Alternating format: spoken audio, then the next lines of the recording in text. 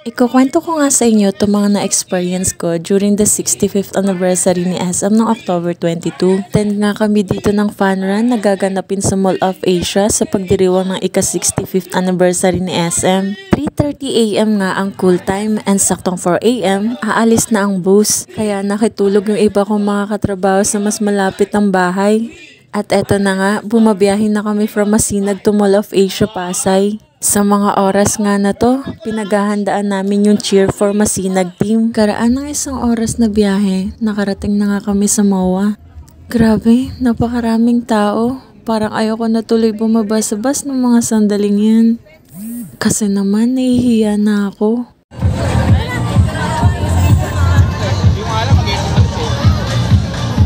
Bukod sa nakakagana ang tugtog, kanya-kanya din kaming kuha ng mga picture namin for remembrance. Nakamusta ko nga dito yung isa kong kasama na nakitulog sa bahay kung kaya pa ba niya. Paano ba naman kasi naputol yung tulog niya nung sumigaw yung ka-boardmate ko dahil sa nakita niyang ahas. Kapag pinagmamasdan ko nga sila, parang nakalimutan na ata nila na wala silang tulog.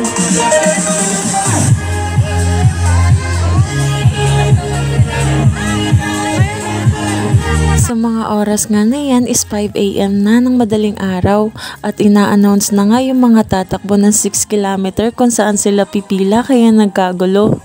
Grabe, sa sobrang dami ng tao, ini-imagine ko tuloy na baka nandito din ng mga kababayan ko na manggagaling pa sa SM Calapan branch. Sabi ko nga kulang na lang ay alak para maging padi sa sobrang lakas ng tugtog. Aliw na aliw nga akong magmasid dito dahil first time ko talaga maka-attend sa ganitong event. Sa mga oras nga na to, iniintay na lang namin na matapos sa finish line yung mga tumakbo ng 6 kilometer para kami naman yung isasalang.